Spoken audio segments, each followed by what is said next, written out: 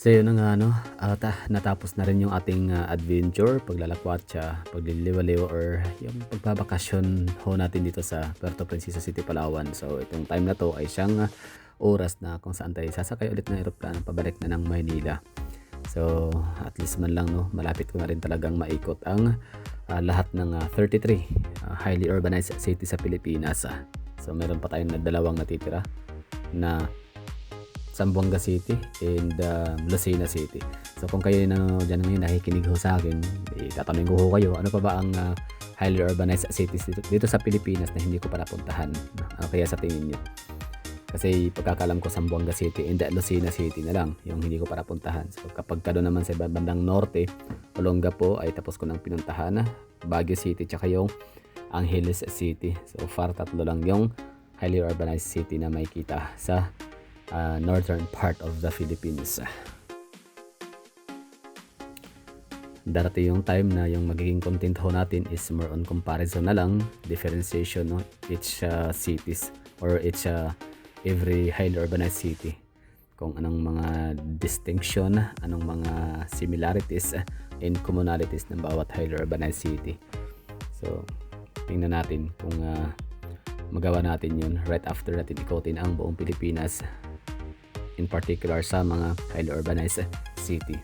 So next natin puntahan ito siguro is Lucena, pero syempre bago tayo makalapag ng Manila papuntang Lucena, ipapakita ko muna sa inyo yung mga makikita ho natin sa Puerto Princesa, Palawan overhead no, kapag kasakay tayo ng eroplano. So kahit pa madaling araw lang ho ito, like alas 3, alas 4 na madaling araw, hindi na ganun ka-light up yung syudad ho nila, but still makikita pa rin natin yung kailang lawak, yung pangkalahatang lawak ng pinaka downtown area of Puerto Princesa City, Palawan. May mga kuha naman ako ng mga drone shots, pero doon lang sa may beach resort, sa may kalimutan ko, Talaodyong ba yun?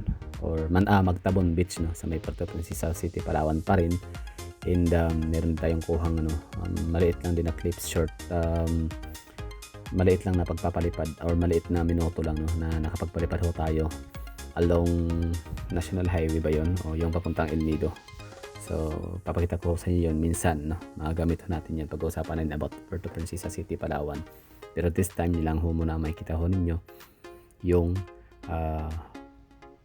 overlooking, yung aerial view na kuha natin sa eroplano.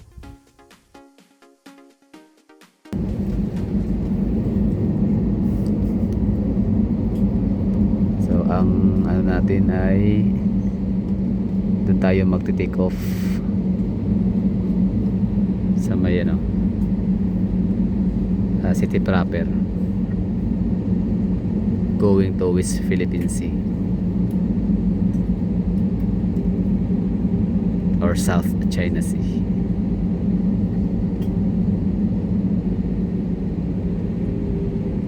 So kayo kumusta kayo na mga nakapasyal sa Puerto Princesa? Yung mga hindi taga rito hindi taga Puerto Princesa. Hindi pala, mali pala yung natin. Gagawing fly path yung pang take off.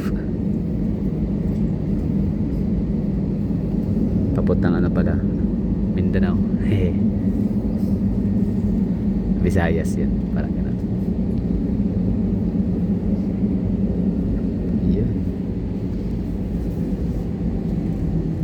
Check tayo, it's 4:30, so medyo advanced tayo ng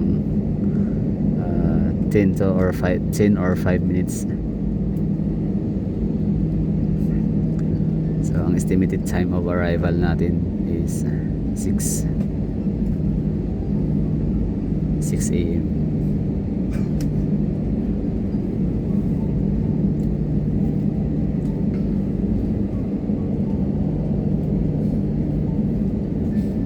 So siya, going southern,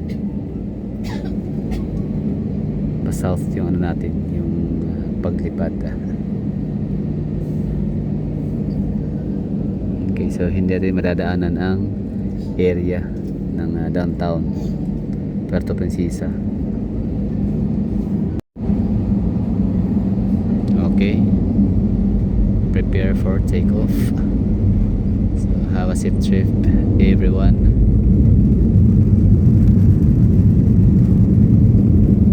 first time natin ito makaupo sa puwitan ha.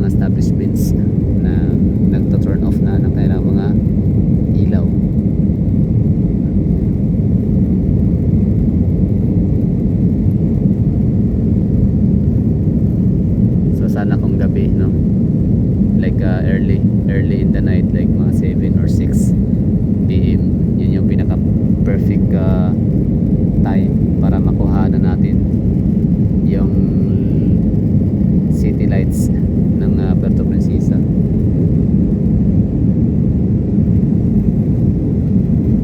Yan, Baywalk yan oh, Baywalk.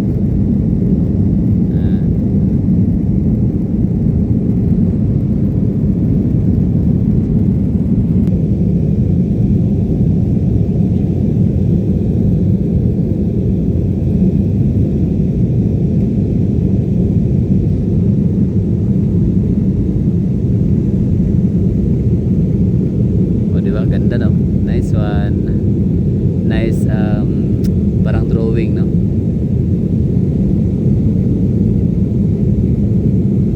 Wow, di ko alam kung asan yung Honda Bay dyan, baka ito yun, tama ba sa mga taga ano dyan, Puerto Princesa, ito ba yung Honda Bay, tama ba ako, mali,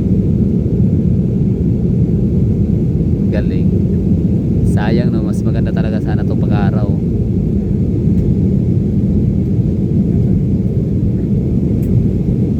Sige lang, ano pa naman eh, there's a lot of chance and opportunities pa para makabalik.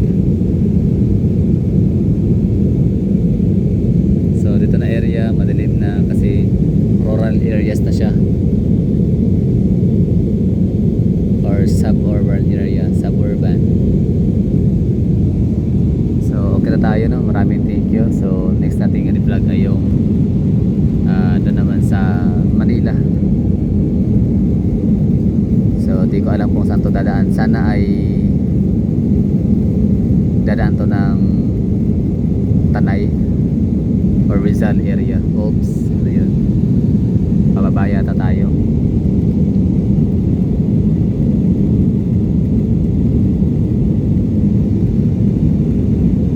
Okay na ha, so we're done. Thank you for watching. Basta dyan yung nakita ko natin, wala na masyadong mga ilaw kasi nga madaling araw, marami mga nag-turn off ng mga lightings.